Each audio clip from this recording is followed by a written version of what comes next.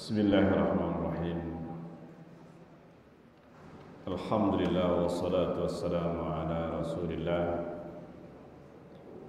wa ala alihi wa sahbihi wa mawalah ba'da. Jemaah sekalian yang dimuliakan oleh Allah Azza wa Jalla, kita melanjutkan kembali pembahasan kitab Qawaidul Muwahhidin Syarhul Arba'in fi Huquqi Rabbil Alamin. Dan pembahasan kita masih hadis ke-16 tentang hukum orang yang mendatangi dukun, paranormal dan semacamnya. Dan masing-masing jenis atau masing-masing kelompok mempunyai hukum yang berbeda, sehingga mendatangi dukun ini ada macam-macam niat atau tujuan serta keyakinan yang ada pada orang yang mendatanginya, dan masing-masing memiliki hukum. Kita sudah membahas yang pertama dan kedua.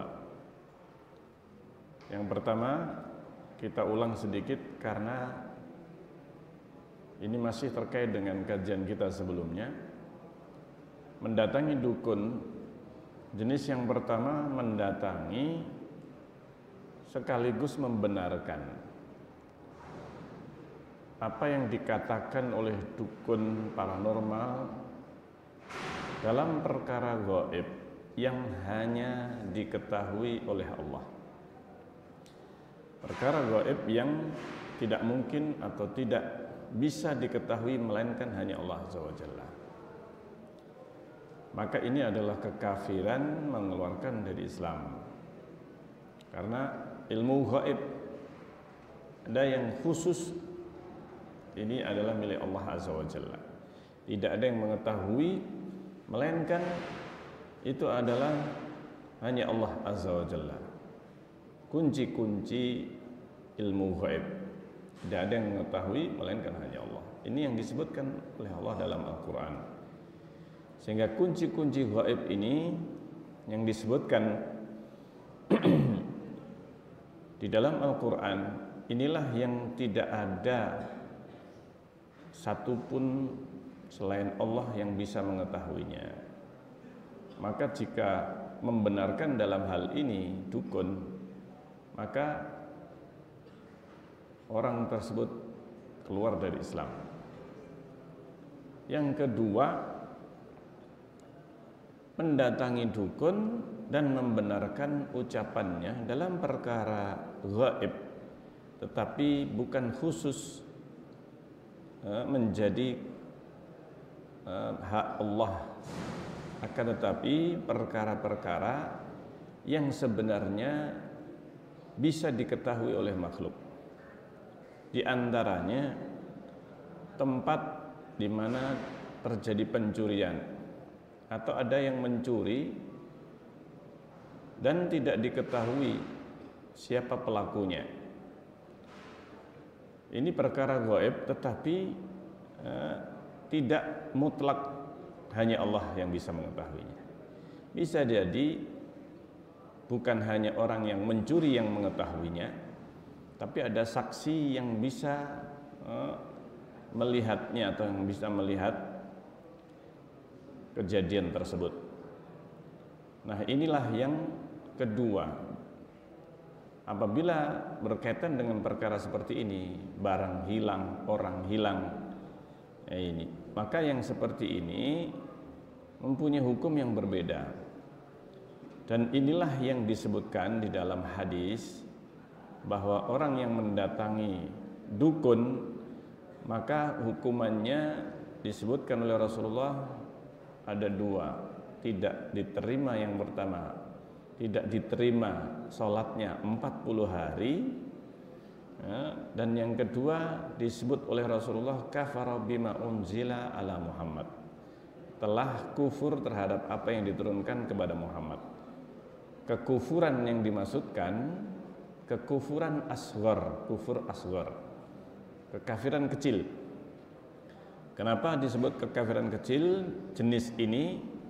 Karena kalau seandainya kekafiran besar, maka tidak hanya tidak diterima 40 hari saja, tetapi tidak diterima secara mutlak karena sudah keluar dari Islam.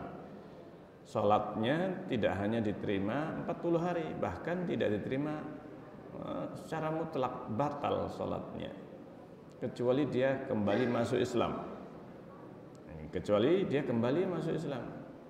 Sehingga para ulama menyebutkan kelompok yang kedua inilah yang disebut dalam hadis tidak diterima salatnya 40 hari. Dan ini tidak bertentangan dengan hukum pertama. Hukum yang pertama yaitu telah keluar dari Islam.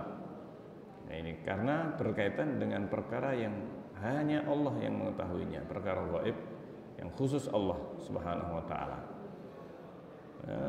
Misalnya mengetahui tentang kehidupan di dalam kubur. Kalau ada orang yang mengatakan dia tahu apa yang terjadi pada fulan di dalam kuburnya, nah ini kedustaan. Karena hanya Allah yang Maha tahu apa yang terjadi di dalam kubur masing-masing orang. Tidak ada makhluk hidup di dunia yang bisa mengetahuinya. Makhluk selain manusia dan jin hanya bisa mendengar adab kubur. Ini hanya bisa mendengar. Akan tetapi manusia tidak bisa mendengar sama sekali dan tidak bisa mengetahui apa yang terjadi. Karena itu berbeda antara yang pertama yang memang hanya khusus milik Allah ilmu gaib tersebut, dan yang kedua yang memungkinkan untuk makhluk mengetahuinya, tetapi gaib bagi yang memang tidak memiliki pengetahuan. Pencurian, ada yang bisa jadi ada satu saksi yang melihatnya. Bagi selain saksi ini dan pelaku pencurian, maka ini perkara gaib, tetapi bukan hanya Allah yang bisa mengetahuinya. Nah, saksinya, pelakunya mengetahui. Nah, pelakunya mengetahui. Inilah yang berbeda hukumnya. Karena di antara perbuatan dukun, yaitu atau yang dikenal arraf, orang yang kenal, yang tahu, artinya dia mempunyai kerjasama dengan jin untuk menunjukkan siapa yang mencuri. Nah ini, meskipun bisa jadi jin itu mengetahui pencurian itu, pencurinya siapa, atau dia melihat kejadian tersebut yang mungkin saja ada saksi yang melihatnya, baik dari kalangan manusia atau dari kalangan jin. Nah ini yang kerjasama dengan para dukun, paranormal, yang bisa menunjukkan barang yang hilang atau orang yang hilang. Nah ini, sehingga ini berbeda, jenis gaibnya berbeda. Nah kita masuk kepada pembahasan yang ketiga, al-ityan al-mujarrad. Mendatangi dukun sekedar mendatangi saja, biduni tasdiq. Yang ketiga ini adalah tanpa pembenaran. Dia tidak membenarkan, dia hanya mendatangi, pengen tahu saja, pengen tahu kayak apa dukun ini. Fahada muharram. Mendatangi seperti ini hanya sekedar ingin tahu, tidak membenarkan, tapi juga tidak mendustakan. Tujuannya hanya pengen tahu saja, menyaksikan saja. Fahada muharram, maka yang seperti ini perbuatan yang haram. Mimbabi saddid dhara'i, sebab diharamkan adalah menutup celah, menutup pintu keburukan.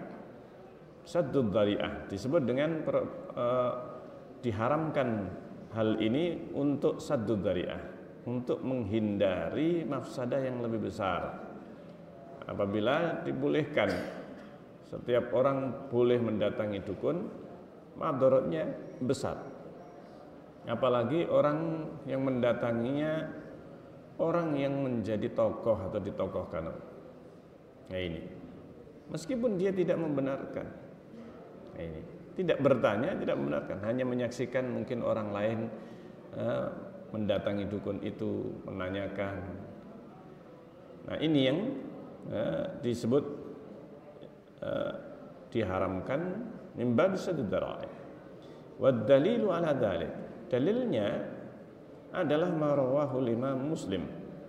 Apa yang diriwayatkan Imam Muslim rahimahullah an Muawiyah ibn al-Hakam. Dari Muawiyah ibn al-Hakam as-Sulami qala, ia berkata, qultu ya Rasulullah. Saya bertanya kepada Rasulullah, ya Rasulullah, inna minna rijalan ya'tunal kuhan. Di antara kami ada yang mendatangi para dukun. Maka kata Rasulullah, fala ta'tihim, jangan datangi mereka. Nah, ini Rasulullah langsung mengatakan jangan datangi mereka. Ini sekedar mendatangi, jangan. Meskipun tidak membenarkan. Meskipun tidak membenarkan apa yang mereka katakan atau apa yang mereka perbuat. Nah, ini tidak dibolehkan untuk mendatanginya. Nah, ini yang ketiga. Jadi dia hanya datang tapi tidak berbuat apa-apa. Tidak berbuat apa-apa. Nah, yang jenis dukun semacam ini kadang bentuknya adalah untuk ditonton memang. Nah, ini untuk ditonton. Seperti apa? Dabus. Pernah dengar dabus enggak ini? Nah, ini pertunjukan dan banyak diantaranya menggunakan bantuan jin. Nah, yang seperti ini hendaknya seseorang menghindarinya. Nah, ini meskipun hanya dengan tujuan untuk menonton saja, menyaksikan saja, ini yang dihindari. Apabila pertunjukan atau perbuatan yang dilakukan oleh paranormal atau dukun dan sebagainya hanya sebuah pertunjukan untuk menunjukkan kepiawaiannya, kepandaiannya, nah ini sulap dan sebagainya. Kadang sebagian sulap itu menggunakan bantuan apa? Bantuan jin. Nah, ini sehingga menggunakan ilmu perdukunan. Nah, yang seperti itu termasuk sihir, sihir. Ini juga salah satu di antara pelaku perdukunan menggunakan sihir. Nah, yang keempat, mendatangi al-ityan ilaihim li ajli su'alihim imtihanan. Kalau yang keempat ini tujuannya ngetes. Nah, ini tujuannya untuk imtihanan lahum ikhtibaran, untuk pengen menginterogasi atau untuk meneliti, meneliti bahwa ini adalah seorang dukun, untuk menunjukkan kebatilannya, libatini amrihim. Jadi untuk menguji sebenarnya sampai sejauh mana perbuatan perdukunan tersebut. Wa indahu, nah orang yang mendatangi ini dia mempunyai mayumayyizu bihi sidqahu min kadibihi. Dia bisa mengetahui, mempunyai bekal ilmu untuk bisa membedakan ini orang benar ataukah dusta. Nah, ini dukun palsu. Nah, ini memang dukun ataukah dukun palsu? Hanya trik sulap dan seterusnya. Nah, ini bisa orang bisa mengetahui ini dukun memang dukun ataukah dukun palsu. Nah, ini untuk mengetahui bagaimana orang tersebut. Dia tidak membenarkan, tapi justru untuk bisa membongkar kedoknya dukun ini. Nah, ini adalah salah satu amar ma'ruf nahi munkar. Maka yang seperti ini jaizun. Ini dibolehkan kama sabata fi sahihain. Dan ini terjadi sebagaimana di dalam Sahih Bukhari Muslim, Nabi bahwa Nabi sallallahu alaihi wasallam mendatangi atau menanyakan kepada Ibnu Sayyad. Mendatangi, dan Ibnu Sayyad ini sebenarnya ketika itu memang masih anak-anak, tapi dia punya ilmu perdukunan. Ibnu Sayyad menjadi seorang dukun yang dia bisa meramal dan seterusnya. Nah, inilah yang menyebabkan para sahabat mereka membicarakan Ibnu Sayyad dan mengatakan ini kayaknya Dajjal. Ini adalah seorang, kelihatannya bisa jadi adalah seorang Dajjal. Maka Rasulullah ingin mendatangi untuk membuktikan ini siapa sebenarnya dan bagaimana sebenarnya Ibnu Sayyad. Nah, ini atau Ibnu Sa'id. Nah, akhirnya didatangi oleh Rasulullah SAW. Didatangi, dites. Ini dites oleh Rasulullah SAW. Jadi untuk mengetes bagaimana si Ibnu Sayyad ini. Kemudian Rasulullah ketika bertemu dengan Ibnu Sayyad, beliau mengatakan, "Madza tara?" Apa yang engkau bisa lihat? Engkau bisa melihat apa? Faqala ya'tini shadiqun wa kadhibun. Datang kepadaku orang yang shadiqun wa kadhibun, orang yang jujur, orang yang benar dan orang yang dusta. Ini hadis Bukhari Muslim dari Ibnu Umar radhiyallahu anhuma. Ini. Jadi Rasulullah mendatangi Ibnu Sayyad, dalam beberapa hadis disebutkan pertanyaan Rasulullah kepada Ibnu Sayyad. Ini. Nah, di dalam riwayat Muslim dari Abu Sa'id wali Muslimin an Nabi Sa'id Al-Khudri radhiyallahu anhu, qala ma tara? Rasulullah tanya, apa yang kau lihat? Qala ara arsan alal ma. Aku melihat singgasana di atas air. Ini. Maka Rasulullah mengetahui, oh ini adalah yang dilihat singgasana syaitan, iblis. Oh, dia melihat singgasana iblis di atas air. Ini. Nah, ini yang disebutkan oleh Ibnu Sayyad. Nah, kemudian di dalam hadis yang lainnya, ketika diriwayatkan juga oleh Imam Muslim dari Ibnu Mas'ud radhiyallahu anhu, qala fa inni qad khabbatu laka khabian.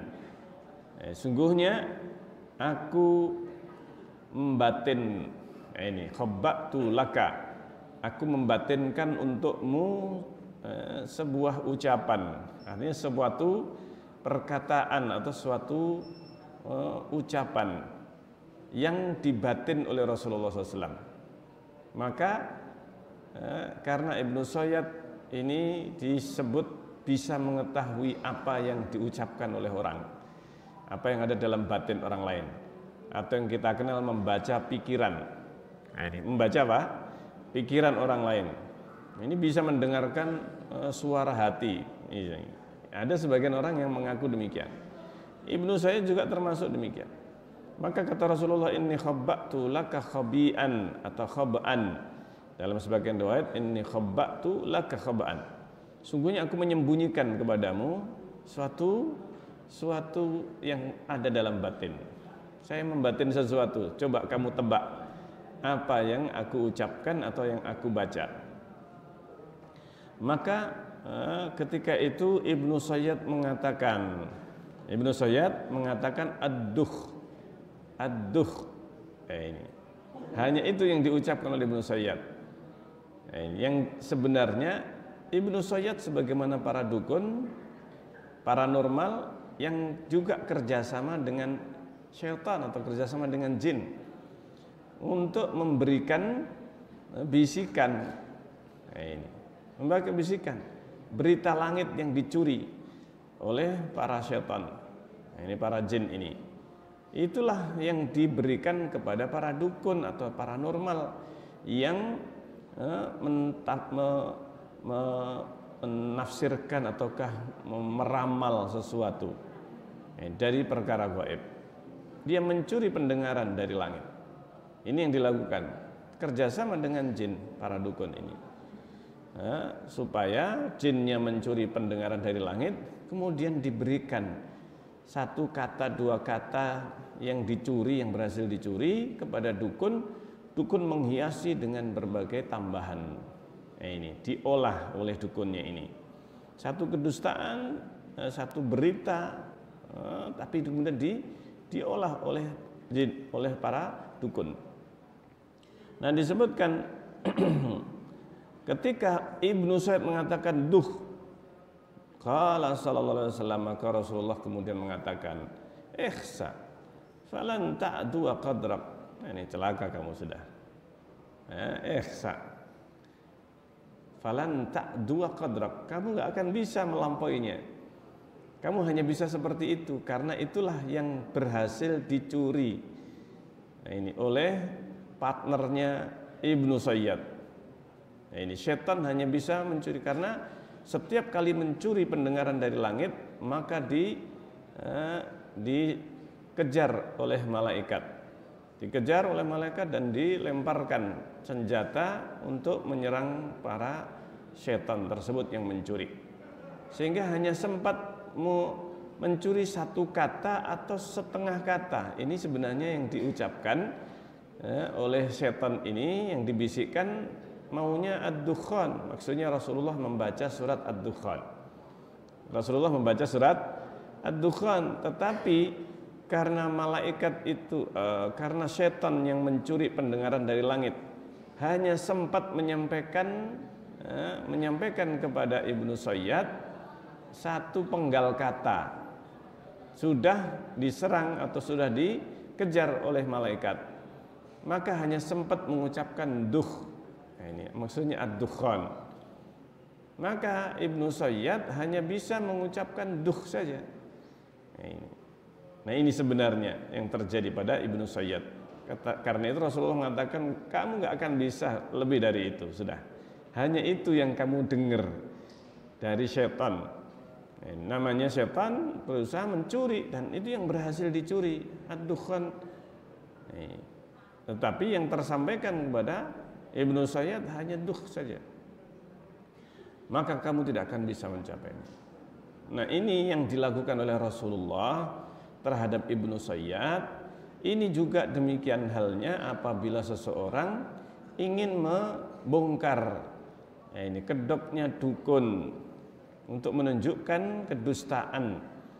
Ini bahwa dukun, paranormal dan sebagainya tidak akan bisa mengetahui perkara gaib. Tidak akan bisa mengetahui perkara gaib. Maka jika demikian, maka dibolehkan untuk bisa membongkar kedoknya para dukun. Maka yang seperti ini dibolehkan. Qala Ibnu Taimiyah rahimahullah mengatakan, amma su'al jin. Adapun bertanya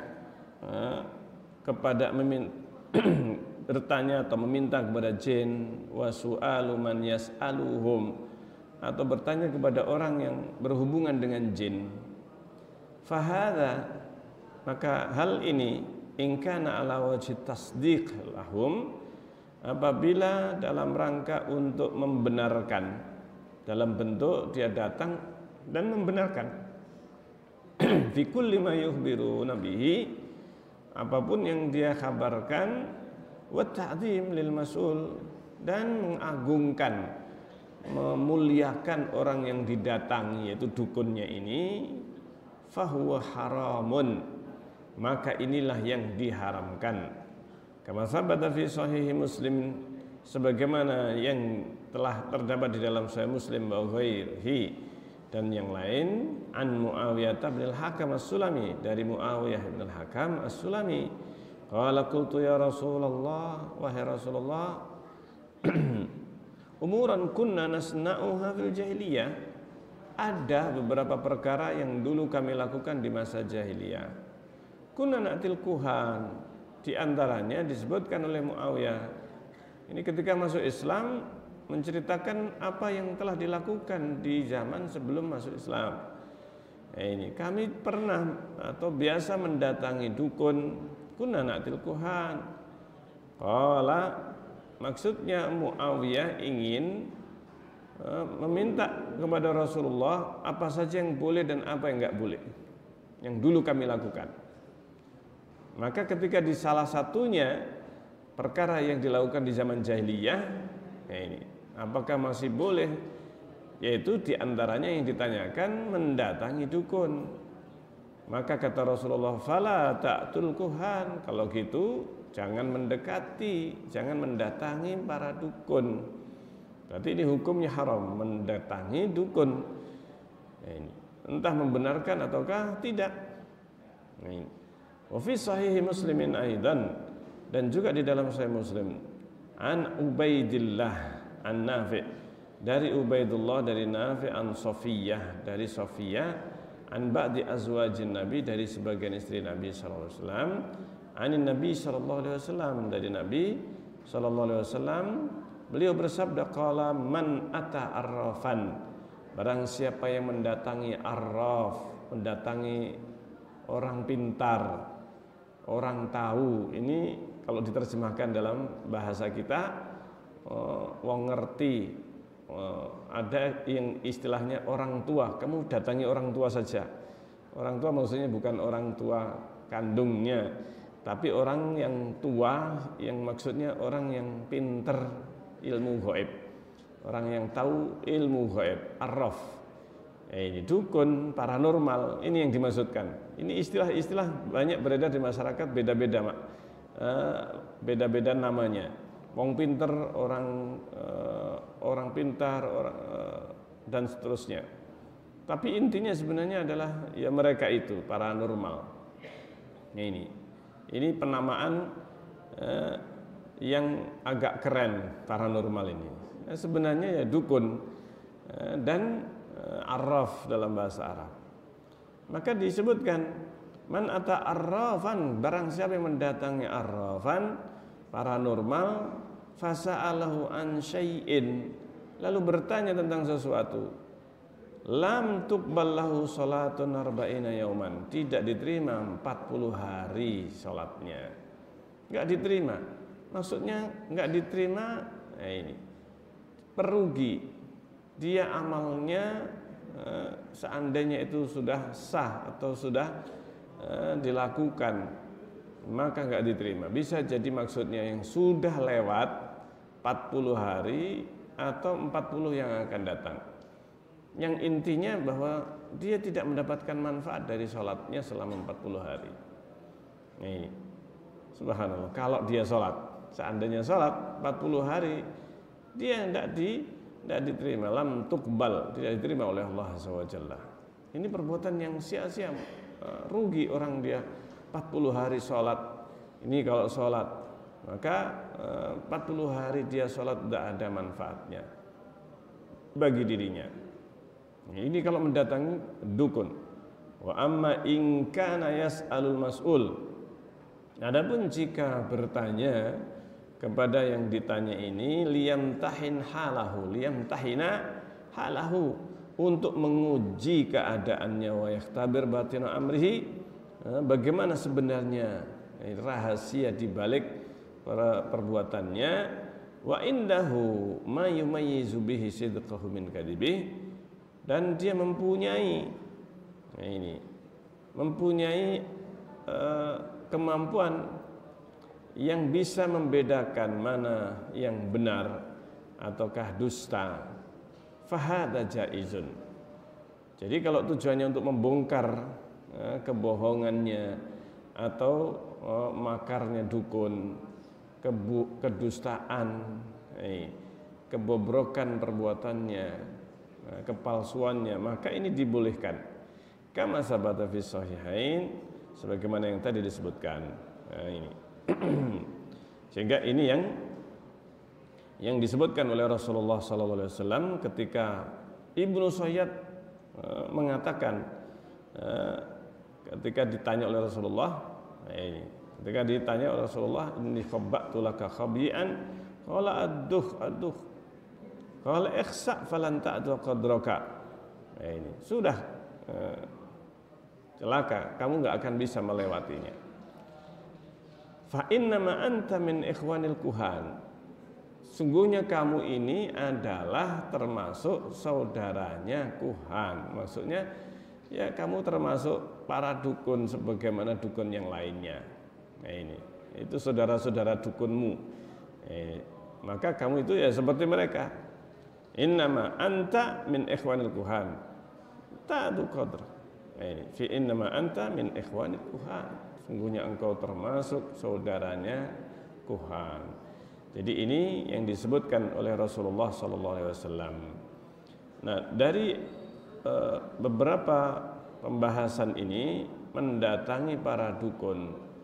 Ini pada asalnya tidak dibolehkan, apalagi membenarkan. Hanya dikecualikan satu hal yang dibolehkan, yaitu seperti hal yang dilakukan Rasulullah untuk menguji atau untuk membongkar keburukan, kebusukan ini, dan menunjukkan kepada manusia agar mereka mengambil pelajaran untuk tidak lagi mendatangi dukun, untuk tidak lagi mendatangi para dukun, paranormal, karena ada sebagian yang mengetahui atau mengatakan bisa menyembuhkan penyakit. Ada yang disebut pengobatan alternatif, ya, ini pengobatan alternatif. Ini semuanya dusta. Ini adalah kedustaan, praktek-praktek perdukunan, termasuk mengobati penyakit, menemukan barang hilang dan sebagainya. Meskipun bisa jadi ketemu barang hilangnya, tetapi itu meminta bantuan syaitan. Ini yang tidak dibolehkan. Yang dilihat bukan hasilnya saja, tetapi caranya. Ini caranya, ini yang dilarang.